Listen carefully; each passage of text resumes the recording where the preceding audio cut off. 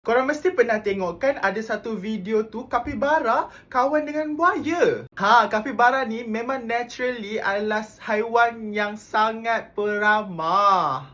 Ni baru sikit je fakta Abang Noel cerita. Kalau nak tengok lagi haiwan pelik-pelik, bolehlah datang Zoo Negara. Sebab sempena Hari Kanak-Kanak ni, Zoo Negara tengah buat satu promosi yang best gila. Untuk kanak-kanak yang umur 3 sampai 12 tahun, boleh datang secara percuma pada 22 hingga 23 November ni di Zoo Negara. Tapi yang pasti kena bawa lah my kid. Dan dekat zoo ni bukan setakat tengok haiwan je. Kat situ ada macam-macam aktiviti-aktiviti yang menarik. So adik-adik semua bukan sekadar untuk tengok tapi boleh join macam-macam aktiviti. Mungkin kalau adik-adik datang, lepas tu pergi tengok gajah, gajah tu boleh ingat muka adik. Sebab apa? Sebab gajah ni dia ada satu kebolehan, dia boleh ingat muka manusia walaupun dah lama tak jumpa. Korang ajaklah mama papa korang untuk datang pada 22 hingga 23 November ni. Sebab rugilah, dapat free lagi masuk. Dan sambil-sambil tu bolehlah raikan Hari Kanak-Kanak Sedunia.